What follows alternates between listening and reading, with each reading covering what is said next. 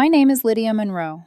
I'm 29 years old, and until 3 weeks ago, I genuinely believed I was building something real with someone, not in a dramatic, soulmate destiny way, just real in the quiet, adult sense. Shared routines, weekend plans, the unspoken assumption that you were both walking in the same direction. His name was Marcus. We'd been together for 8 months, long enough that I'd stopped questioning where I stood, short enough that I clearly hadn't seen the full picture yet. I'm a commercial architect. I spend my days solving problems that don't announce themselves loudly: load limits, circulation flow, structural compromises hidden behind clean lines. I'm good at noticing stress fractures before they become collapses, which makes it almost embarrassing how long it took me to notice the ones in my own relationship. We met at a mutual friend's housewarming party in early spring. He had an easy confidence, the kind that feels warm at first. He asked smart questions, listened just long enough to make you feel interesting. When he smiled at me, it felt intentional. Within weeks, we were inseparable on weekends. Marcus worked in pharmaceutical sales, conferences, travel, stories about hotels that all blurred together. He talked a lot about his family, how close they were, how often they gathered. I liked that. Mine was scattered, functional, but distant. I'd always admired people who belonged somewhere so effortlessly. The first cracks were small. A comment here, a joke there. "Lydia's brilliant," he'd say to friends, then add with a laugh. "But don't ask her to loosen a screw. She'll hire someone." People laughed. I smiled. It was harmless. I told myself that. Another time, "She's not really a sports person, more blueprints and spreadsheets." Again, laughter. Again, me smiling just a second too late. What bothered me wasn't the words. It was the look in his eyes when people reacted, the satisfaction, like he'd scored a point. By midsummer, it escalated. He'd forget to introduce me at gatherings, stand beside me, arm around my waist, while I hovered unnamed at the edge of conversations. When I mentioned it later, quietly, he laughed. "You're overthinking. You're so sensitive sometimes." I stopped bringing it up. I worked later, spent more time at the gym, told myself relationships required flexibility, that I just needed thicker skin. His birthday dinner came in late November. An upscale Italian place downtown. Exposed brick, soft lighting. The kind of restaurant that made you feel slightly underdressed no matter what you wore. He planned it obsessively. Guest list updates, outfit debates, seating arrangements. He asked me to come early to help greet people. I arrived at 6:30 in a charcoal dress I'd had tailored that week, holding a gift I'd spent far too long choosing, a vintage compass he'd admired months earlier. Something symbolic, something thoughtful. "You look nice," he said when I walked in, barely glancing at me. His attention was already elsewhere. About 20 people filled the long table, friends, family. I recognized a few faces. Most were strangers. Marcus moved through the room like he was on stage, laughing loudly, touching shoulders, collecting attention. I stood near the bar, nursing a drink, making polite conversation with his cousin about real estate trends and interest rates. Around 7:30, he clinked his glass. The room quieted immediately. Everyone turned toward him, smiling. He gestured toward me. "This is Lydia," he said brightly. "My girlfriend." Smiles, a few nods, someone raised a glass. Then he added with that same effortless grin, "Don't be under any misunderstanding, just temporary." For half a second, the room was silent. Then it exploded. Real laughter, loud, unrestrained. Someone slapped the table. His sister nearly choked on her drink. A voice from the back shouted his name in mock outrage, which only made it worse. I stood there, heat flooding my face, then draining away completely. Marcus wasn't looking at me anymore. He was soaking it in. The applause, the validation. I set my glass down. My hands were steady. I walked to the counter, paid for my portion, and left. Behind me, the laughter faded into conversation. Outside, the cold air hit my face like a reset. And for the first time in 8 months, I felt something clear cut through the noise. Not anger, not heartbreak. Clarity. The door closed behind me with a muted thud, sealing the warmth and noise inside. The November air was sharp, immediate. It stripped everything down to sensation. Cold on my cheeks, the sound of traffic, my breath turning visible under the streetlights. I stood there for a second longer than necessary, like my body needed proof that I was really outside, that I'd actually left. Inside that restaurant, Marcus was probably laughing again. Someone would have already called for another round of wine. Life would have snapped back into place without me in it. My phone buzzed in my coat pocket. I didn't look. It buzzed again, and again. I walked 3 blocks to where I'd parked, heels clicking against the sidewalk in a rhythm that felt too loud for how quiet I suddenly felt inside. When I reached my car, I sat behind the wheel without starting the engine, hands resting loosely in my lap. The phone kept vibrating. Through the windshield, I could see the restaurant in the distance, soft golden light spilling out onto the street, silhouettes moving behind the windows. A couple walked past my car, laughing, their shoulders pressed together. The sound drifted through the glass, distorted but unmistakably intimate. I felt strangely detached, like I'd stepped out of my own life and was watching it continue without me. I started the engine and drove home. By the time I unlocked my apartment door, my phone showed 17 missed calls and more texts than I cared to count. Most from Marcus, a few from numbers I recognized as his friends, one from his cousin. "Are you okay?" I didn't open any of them. I set my phone face down on the kitchen counter, poured myself a glass of whiskey, the good bottle I'd been saving for something that felt earned, and sat on the couch with the lights off. The screen lit up again, and again.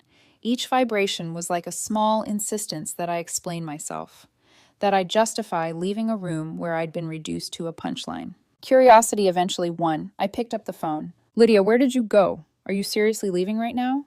Call me." A few minutes later, the tone shifted. "It was a joke. You're being ridiculous. Everyone thinks you overreacted." Then the one that made my chest tighten. "You embarrassed me in front of my whole family." I read it twice. I embarrassed him. I set the phone down carefully, like it might shatter if I wasn't gentle, and turned it off completely. The sudden silence felt heavy, but clean. That night I didn't cry. I lay in bed staring at the ceiling, replaying the moment over and over.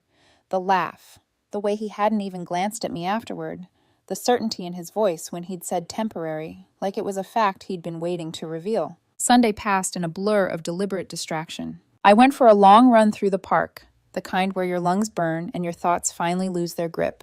I cleaned my apartment with a focus that bordered on obsessive, scrubbing baseboards, reorganizing closets I hadn't touched in months. It felt like reclaiming territory. That evening, I ordered Thai food, put on a documentary I only half-watched, and tried not to think about the fact that my phone was still off. Around 8, I turned it back on. There was one voicemail from Marcus. His voice was tight, clipped, controlled anger, barely contained. "I don't know what your problem is," he said, "but you made me look like an idiot on my birthday. People kept asking where you went. I had to make excuses for you. Call me back so we can talk about this like adults." I deleted it without hesitation. Then I blocked his number. When I went to bed that night, something inside me finally settled. Not peace, not yet, but resolve. Monday morning arrived without ceremony. No dramatic hangover, no wave of regret, just the sound of my alarm, the gray light filtering through the blinds, and the faint awareness that something fundamental had shifted while I slept. I lay there for a moment, staring at the ceiling, taking inventory of myself. My chest felt tight, but not in the panicked way I'd expected. It was more like the ache after you'd been holding something heavy for too long and finally set it down. I got up, made coffee, and dressed for work with mechanical precision. Navy blazer, black slacks, hair pulled back into a low bun, the version of myself that knew how to function even when things were unraveling. The drive downtown felt surreal. Traffic lights changed, people crossed streets. The city carried on, unaware that my personal timeline had cracked in two. My office sat in an older building with high ceilings and drafty windows that never quite sealed properly in the winter. I liked it for that reason. It wasn't trying to be perfect. It had history, texture, character. I buried myself in work. A mixed-use development proposal was due by Wednesday, and the facade still felt wrong. I redlined drawings, adjusted load calculations, reworked circulation paths. The focus was a relief. Plans didn't care about your feelings. They either worked or they didn't. Around 11, my desk phone rang. Internal line. "Lydia," Patricia said, her voice hesitant. "There's someone here to see you." "I don't have any meetings scheduled." "He says it's personal." I closed my eyes. "And he's not alone." My jaw tightened. "Who is it?"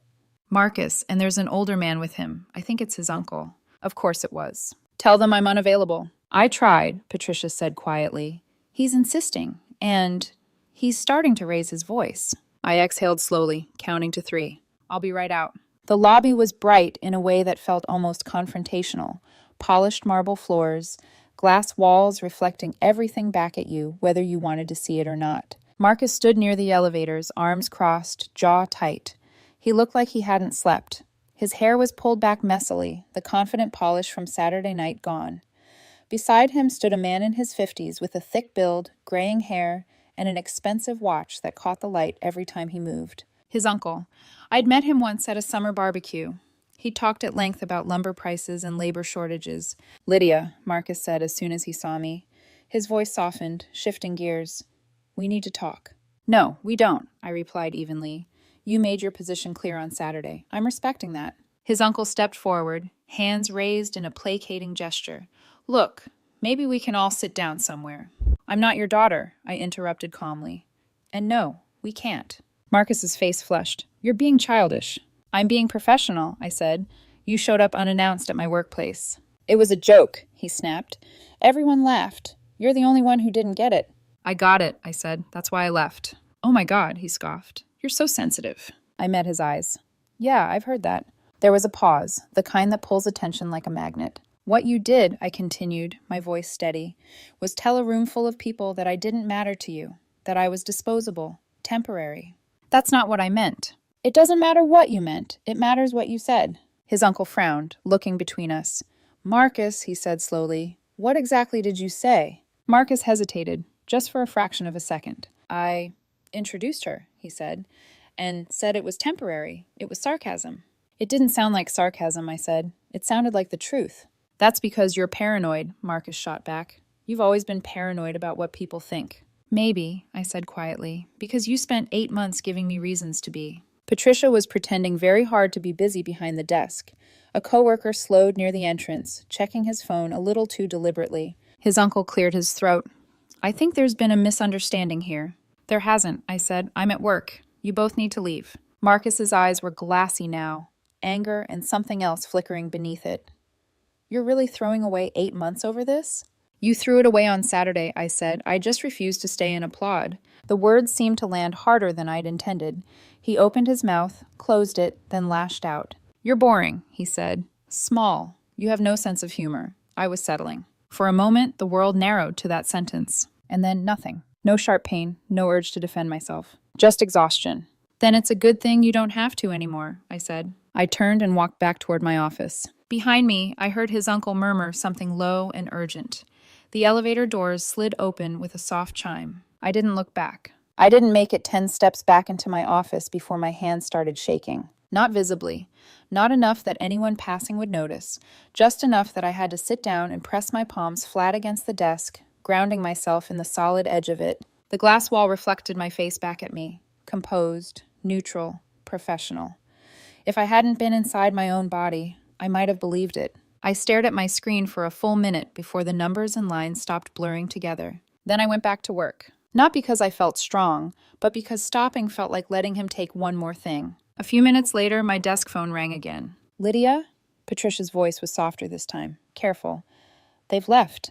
"Thank you." She hesitated. For what it's worth, he was completely out of line. "I know," I said, and I meant it. "Let me know if he comes back. I'll call security." "They won't," I replied.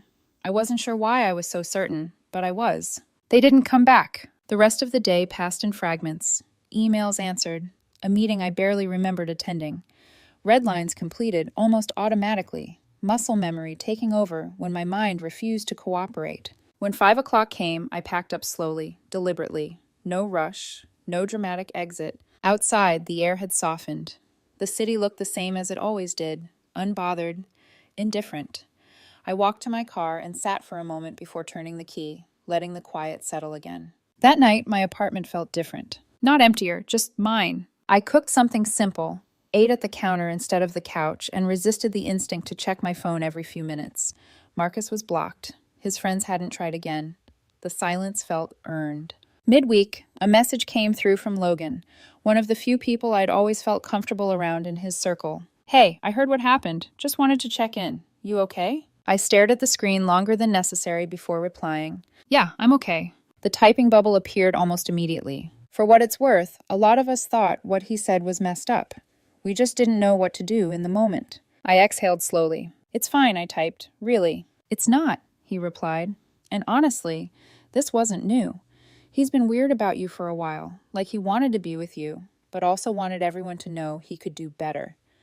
It was uncomfortable to watch. That one landed differently. Not because it shocked me, but because it named something I'd been circling for months without fully admitting. The constant feeling of auditioning, of proving I deserved to stay. Thanks for telling me, I wrote back. I appreciate it. After that, the days settled into a quieter rhythm. Work, gym, home. I started sketching again in the evenings. Nothing for clients, nothing that had to be justified. Just lines, shapes, buildings that didn't need permission to exist. My appetite came back. My sleep deepened. I noticed how much tension I'd been carrying in my shoulders, how it slowly began to release. 2 weeks after the dinner, I was at a coffee shop near my apartment when I saw his brother, Tyler. He was ahead of me in line. When he turned with his drink, our eyes met.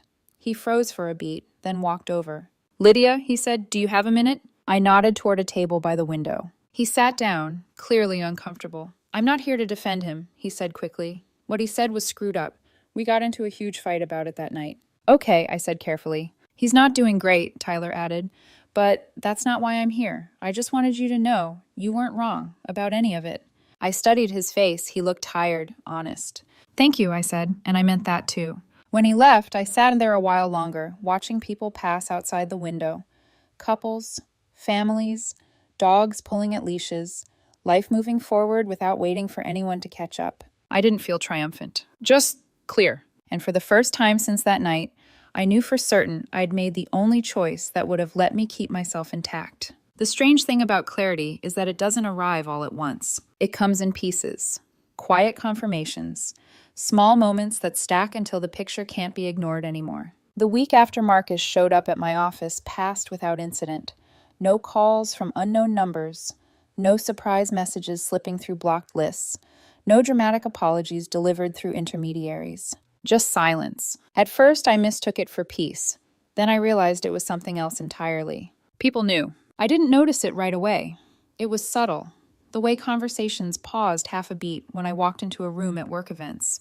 The way certain mutual acquaintances looked relieved when they saw me, like they'd been hoping I wouldn't disappear entirely. On Wednesday evening, after a long day of revisions and a client call that ran late, I stopped by the gym near my office. Nothing intense, just enough movement to remind my body that it was still mine. As I was wiping down a machine, someone said my name. I turned to see Evan, a friend of a friend I'd met a handful of times through Marcus. We'd never been close, but he'd always been polite in that reserved way, observant, careful with his words. "Hey," he said, "you doing okay?" I nodded. "Yeah, I am." He hesitated, then glanced around the room like he was checking for witnesses. "I hope this isn't weird, but I'm glad you walked out." I blinked. "You were there?" "Yeah," he said. "Table was a mess after, not the fun kind." He shook his head. "What he said wasn't funny. It was cruel. A lot of people felt that way. We just didn't say it out loud at the time." I let that sit. "I should have said something," he added. "We all should have." "You don't owe me anything," I said, and I meant it. He smiled, relieved, then left me to my workout. But his words stayed with me longer than the sweat cooling on my skin. That night, I scrolled through my messages. Old ones this time. Conversations I'd archived, moments I'd dismissed, jokes that landed just a little wrong, compliments that came with qualifiers, apologies I'd accepted without question. Patterns are obvious once you stop explaining them away. On Friday, an email came through from a professional contact inviting me to a small industry mixer the following week. I almost declined out of habit, out of that old instinct to shrink my calendar, to stay manageable. Then I accepted. The mixer was held in a converted warehouse space downtown. Exposed beams, long communal tables, people balancing drinks and business cards, trying to look relaxed while calculating everything. I was halfway through a conversation about adaptive reuse when someone touched my elbow lightly. "Lydia?" I turned to see Mark, another mutual acquaintance from Marcus's circle. Someone I'd always felt faintly uneasy around without knowing why. "I just wanted to say," he began, lowering his voice, "I'm sorry about what happened." I studied his face, searching for an angle. There wasn't one. "I didn't know how bad it was," he continued. "But after the dinner, things started making sense. The jokes, the way he talked about you when you weren't around." My stomach tightened. "How did he talk about me?" Mark grimaced. "Like you were provisional. Like he was waiting to see if something better came along." There it was, out in the open, unsoftened. "I didn't realize how much that affected you until you left," he said. "You leaving forced people to look at it." I thanked him and excused myself, stepping outside into the cool night air. I leaned against the brick wall and closed my eyes. It hurt, but it also confirmed something important. I hadn't imagined the imbalance. I hadn't been too sensitive. I hadn't failed some invisible test. I'd simply outgrown a situation that was built to keep me small. The following Sunday, I met my sister for brunch. We sat by the window of a quiet cafe, sunlight cutting across the table in clean lines. "You look different," she said, studying me over her coffee. "Different how?" "Lighter," she replied, "like you're not bracing for something." I smiled. I stopped waiting for permission. She nodded, understanding more than I'd said. Later that afternoon, while I was reorganizing a shelf in my living room, I found the gift receipt for the compass I'd bought Marcus. I stared at it for a long moment, then folded it neatly and dropped it into the trash. I didn't need the symbol anymore. By the end of the week, the story had settled into something solid in my mind. Not a dramatic betrayal, not a cautionary tale for others. Just a moment of truth delivered publicly, and a decision made privately. People will tell you who they are, eventually. Sometimes they do it with a smile and a room full of laughter. What matters is what you do once you hear them clearly. I didn't expect to hear from anyone in Marcus's family again. That chapter felt closed, sealed with silence and distance, the clean kind of ending that doesn't invite sequels. So when my phone buzzed late one Tuesday afternoon with an unfamiliar number, I almost let it go to voicemail. "Almost." "Lydia," a man's voice said when I answered. Careful, measured. "This is Richard, Marcus's uncle." I felt my shoulders tense instinctively. "I won't take much of your time," he continued. "I just thought, you deserve to hear a few things, and Marcus won't say them himself." There it was, the admission before the admission. We met the next day at a quiet cafe near his office. He looked older than I remembered, tired in a way that had nothing to do with age. "I didn't understand what happened that night," he said after we sat down. "I thought you two had a small argument, that emotions ran high. I even thought maybe alcohol played a role." "And then?" I asked. "And then Marcus finally repeated what he said," Richard replied, word for word. He paused, jaw tightening. I was furious. I said nothing. I didn't need to. "He tried to minimize it," Richard went on. "Called it humor, sarcasm, claimed everyone laughed." "They did," I said quietly. "Yes," he nodded. "And that's the part I regret most, not stopping it." He leaned back in his chair, exhaling. "Marcus has always been insecure. He hides it by making himself the center of the room, by putting other people just slightly beneath him." I thought of all those jokes, all those moments I'd brushed off. "We let him get away with it," Richard said, "because it was easier than confronting it." I took a sip of my coffee, letting the bitterness ground me. "Why are you telling me this?" "Because you walked away," he said simply, and it forced a reckoning. Marcus's name had come up more than once in family conversations since the dinner, not in anger at me, but in concern about him, about patterns no one wanted to name before. "He didn't expect consequences," Richard admitted.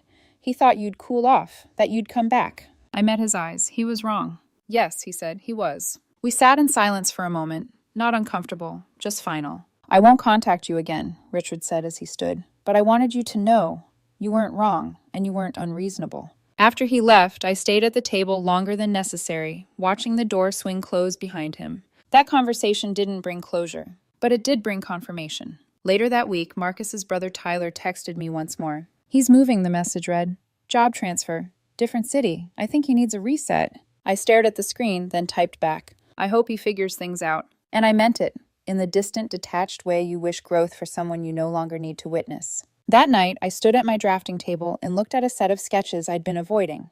Bold lines, unapologetic angles, a design I would have second-guessed months earlier. I didn't hesitate now. I inked it in. Sometimes people don't break all at once. Sometimes they fracture quietly, behind closed doors, in conversations you never hear. And sometimes the strongest thing you can do is leave before the cracks become your responsibility. The shift didn't announce itself. There was no single morning where I woke up feeling transformed, no cinematic moment where everything suddenly made sense.